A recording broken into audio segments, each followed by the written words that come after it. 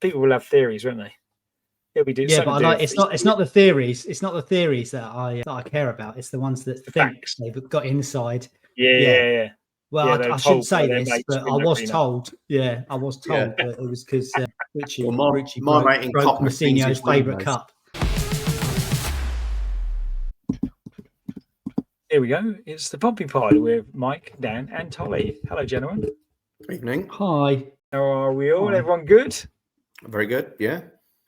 Smashing. Well, this is a nice start of the season. There are 2 away games in.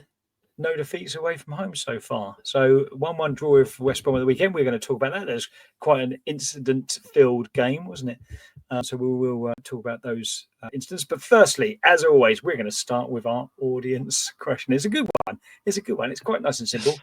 Due to the controversy around Portsmouth's all green or fluorescent kit, what do you think? Were you able to spot the Portsmouth players at the weekend when you were watching the game, or did you mistake them for stewards? So let us know in the comments. By the way, we also had 2 responses to yes about Tolly's Steve Claridge story. So if you want to hear Tolly's Steve Claridge story, we still need 8 more yeses. So say yes in the comments. Thank God for that. Thank God for the public. Yeah. So far they're speaking with their nose or their silence. Anyway, let's get into this game. Let's share this and let's talk, lads. What did you think of the game at the weekend? Who wants to kick off? Tolly, go for it. Just trying to remember it now. Actually, it seems like a long time ago. I don't think. I mean, Bianchini. If he'd have scored that again, been a different matter, wouldn't it? We didn't get overawed. I don't think we looked uncomfortable, really. A few good chances. Obviously, the referee. It is a good goal. I think Swift is maybe a little bit too far away from him there, but you can forgive him because he was turned, really, and it was a good finish. I think we did well. I was very pleased with the result, given that we shipped 8 goals to them last year, was it, or something like that? 8-1 aggregate score.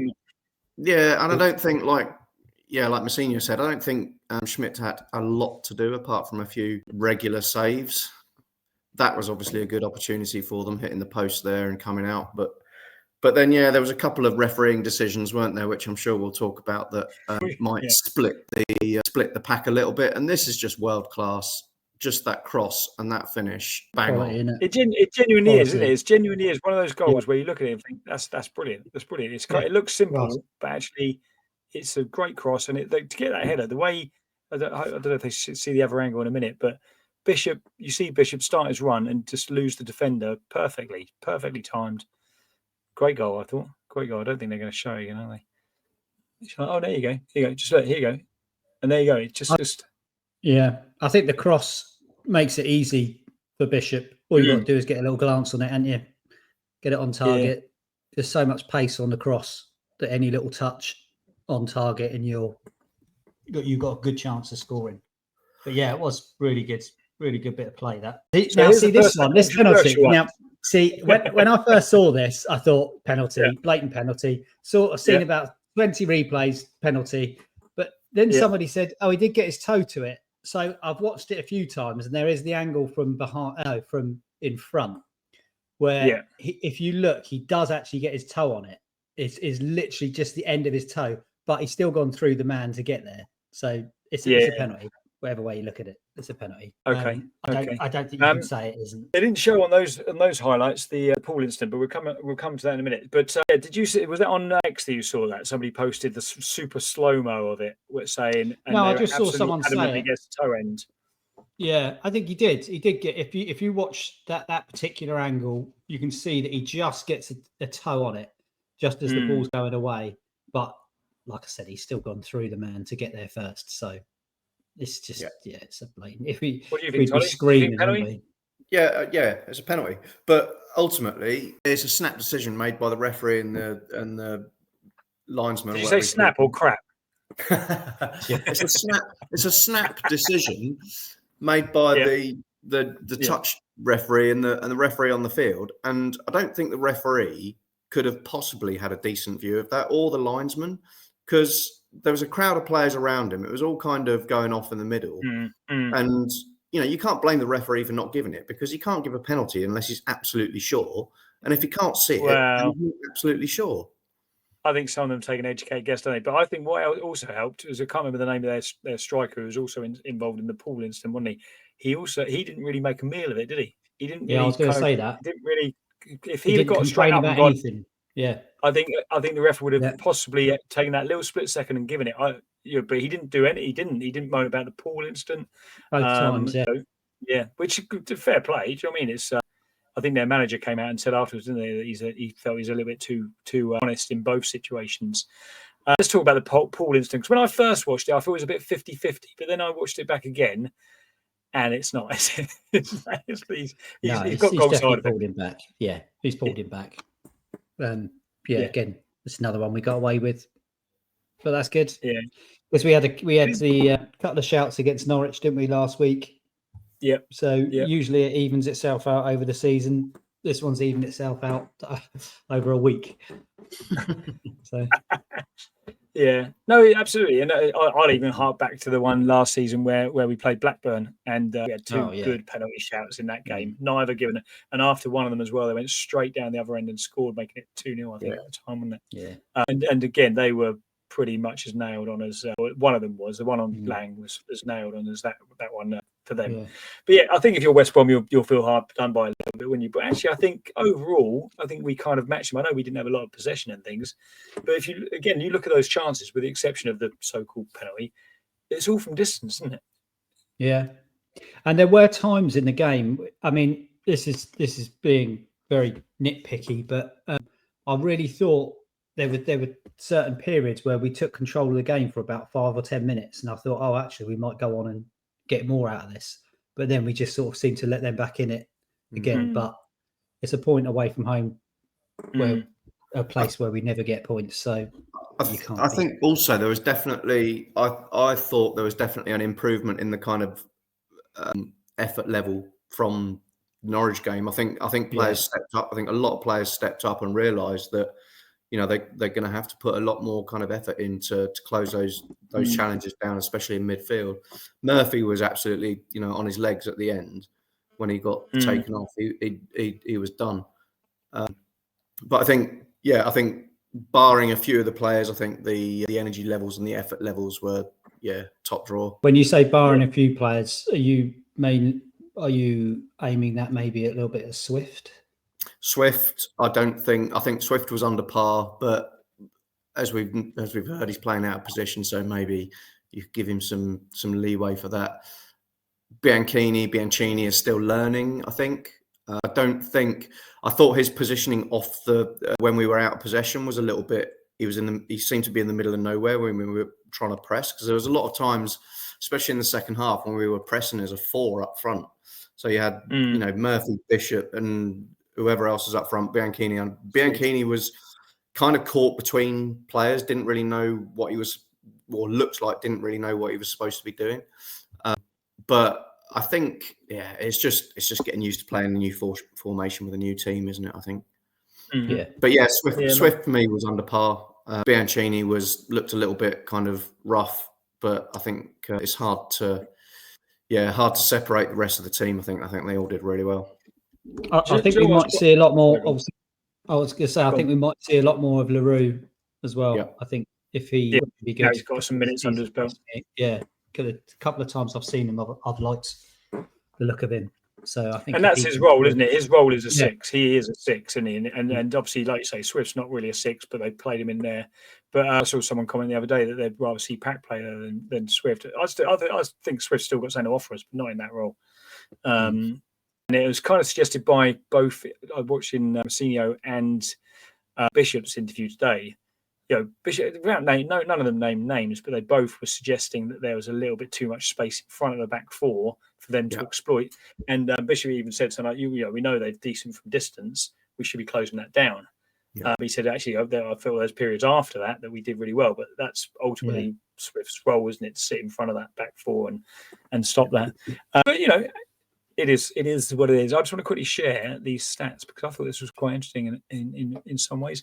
Is that although we were massively they had the possession stats, I bet you love a bit of XG, don't you? Do you love a bit of XG? Mike, I'll be perfectly honest with you. I still don't know what it means. No, me neither. But what is XG? It does suggest that it's expected goals. So it's kind of like if you've got good chances, basically. We'll see if there's anybody below the age of 8 who I know there won't be because it's all 45 upwards. But if there is anyone below the age of 28 that could explain XG to us properly, then I'm happy for them to come on. But what was quite nice is the fact that I think what it means is we had better chances than they did. We created better chances than them, so we had better chances to score, which I think is right because obviously, as we said, a lot of their shots are from distance, weren't they? Yeah, and nice to see that we've got shots as well, shots on target. Last season, that would be like one, wouldn't it? One shot on target. Hope for the best. Yeah. And I think Bianchini was actually unlucky with his main effort that he had. It was a good save. He was. Yeah, he just put it in exactly the right position for the keeper, wasn't it? And there's no criticism of him. It's just keeper was well positioned and made a good save.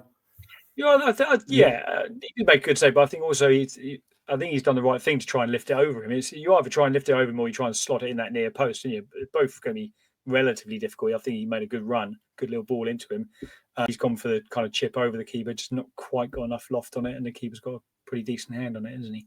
Yeah. And the keeper's come out. I think the keeper's done well to come out quick, hasn't he? He's come out really quick to him, so he's got to make that decision quickly. But that's now 3 kind of chances that we're allowing him, and relatively. I'm not saying he should score, but good opportunities.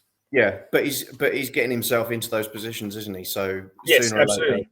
Or later that duck's going to break, and I think keep on it. Just keep on doing what you're doing, and sooner or later you're going to get one in the back of the net. Going to get there. Yeah, absolutely. Man of the match for Pompey, who do you reckon? Paul, I think, was very good. Okay. Paul, then we'll go Paul, shall we? Yeah, I think Paul for me, but I also think Dizelle had a really good game. Underrated. I think Dizelle is quiet and doesn't really catch the eye, but does all the right things. Yeah, so Dizelle for me was way up there. Dizelle's one of those players that you need in your team, isn't he? That you don't really notice him for a lot of the game, but then he pops up all over the place and does little simple things, and he does them reasonably well. He's a fairly consistent 7 out of 10er, isn't he? I think. Yeah. I thought Swanson had a pretty good game as well, actually, before he came off. Yeah, I don't think anyone had a bad game. Maybe Swift, like you say, under par, but yeah. Other than that, everyone did all right. Okay, so we'll go with Paul. What do you think? Who's your man of the match? Let us know in the comments. And while you're there, why not subscribe to our channel on YouTube or on the audio? If you're listening on audio, kind of put us a little comment on there. 5-star review would be great. Yes, right there where Dan's pointing to. That'd be great. All right, okay, so it is not a bad start. 4 points. It's disappointing against Norwich because I think actually had we not started so badly, I think we definitely have got something from that game. But that's happened. It's gone. Played Preston this weekend, who've actually had a very good start to the season. 2 wins and a draw. Yeah. It's a bit of a strange one at the moment, isn't it? That's quite worrying, isn't it? I just had a look. Just to see Preston had beaten, and that's quite worrying, isn't it? Ipswich and Leicester. Yeah. Leicester. We all had Preston in at least probably the bottom 5, didn't we? Yeah. Well, they finished the season last year terribly, didn't they? The only thing I'd say is what could be in our favour this weekend is Osmajic, who is there, who's scored in 3 and 3. He could be off before the window closes. That's not until Tuesday. But if there's strong links to him by the weekend, he's not going to play, is he? There's no way they're going to risk him playing because they're talking about 10 to 15 million quid for him. Not that he's worth that, but there's a team overseas coming with Getafe or someone like that are after him. So there's that potential, and they've also got another one who could be off as well. Who's I forget who it is. I didn't note it down. So they could be around 2 key players, which won't be bad, will it? And also, they were pretty dog poo for most of that game last year, weren't they? Down at Fram Park, they had a little period of about 10 minutes in the beginning of the second half where they were okay, but for the rest of it, one of the worst teams down at Fram Park last season, I'd say. So, what do we think? What do you think of the weekend against Preston? I think before I'd looked at their results and who they'd beaten, I would have said a nice, comfortable win for Pompey. But now I'm a bit worried. But yeah, we're at home, aren't we? Let's get. We'll win. We'll win. We'll win 2-0. They did draw with QPR on the opening game, didn't they? Who obviously got absolutely opening game though. Opening game. Mm. Yeah, Weekend's always a bit of a yeah, we'll be fine. bit random sometimes in the open game.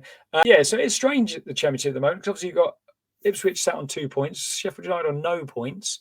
Southampton lost at home at the weekend, which was a shame. But they lost at home to the team who currently have got 3 out of 3, Stoke City, who actually, without being effective, because I think they had something like 25-30% possession against Southampton, but won 2-1. They also had 10 men. And they had a player sent off, before they went 2-0 up. That's interesting. And Middlesbrough also, who I didn't think would do too well this season, are flying.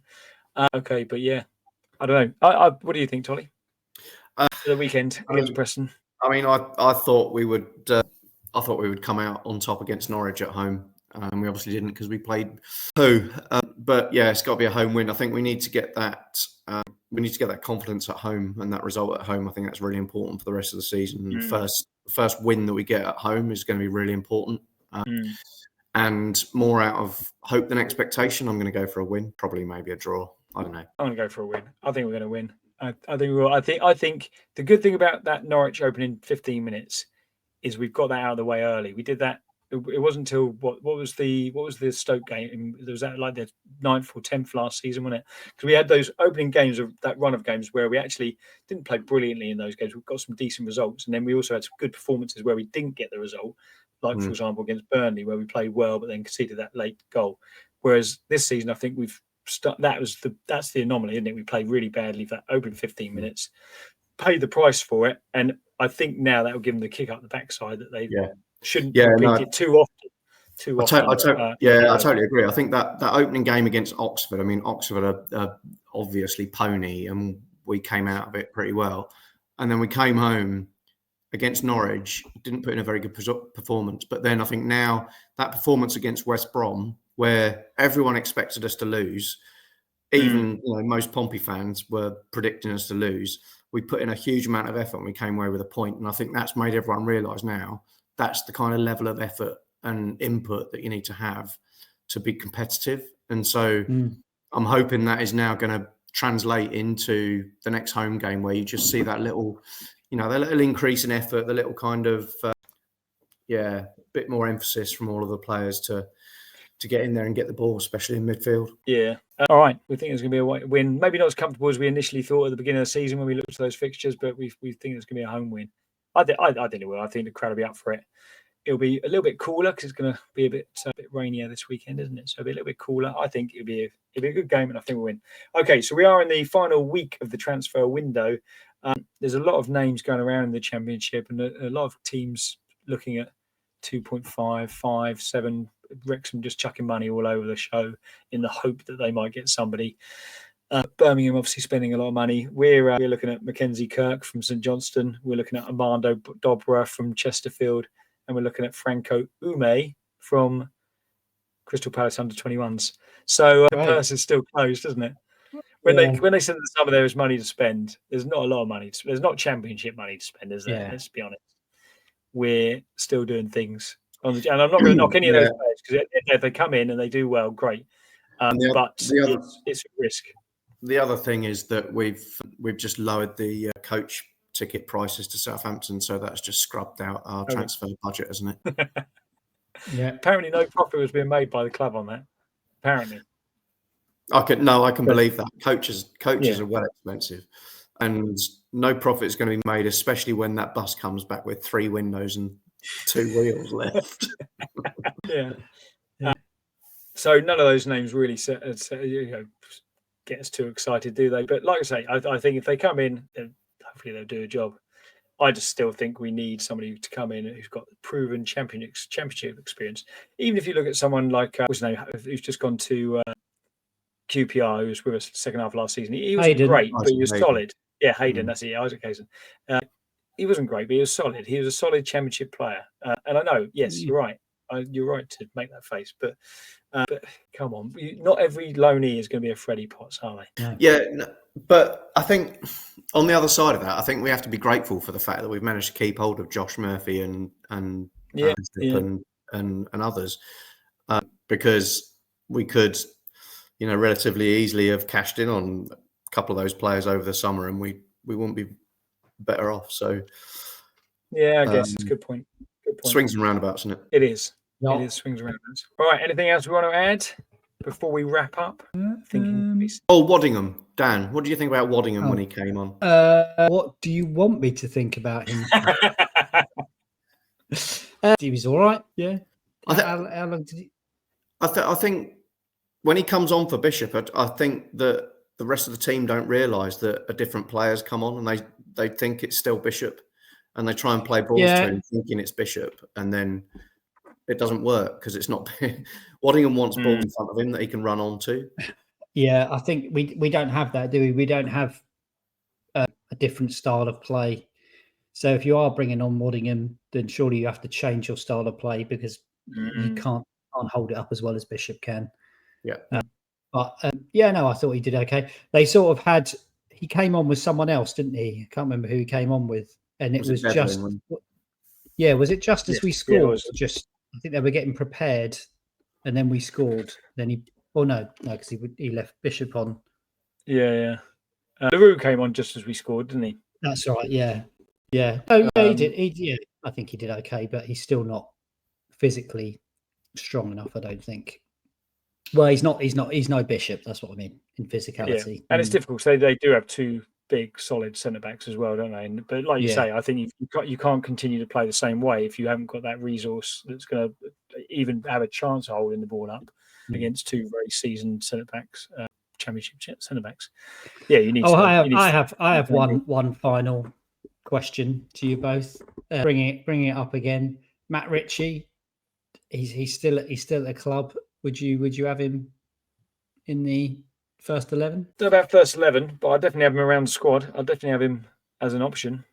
Personally, at the moment with Lang out, he would be my first choice on the right wing. Yeah.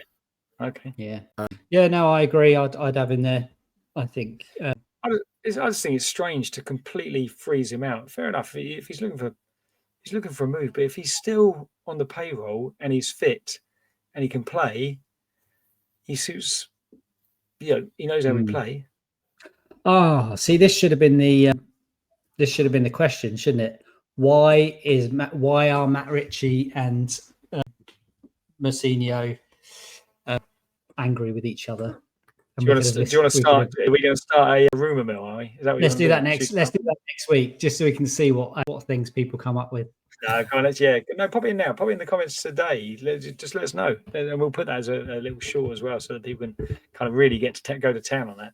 Because I think people will be interested. People will have theories, won't they? Yeah, we do. Yeah, but it's not the theories. It's not the theories that I care about. It's the ones that think they've got inside. Yeah.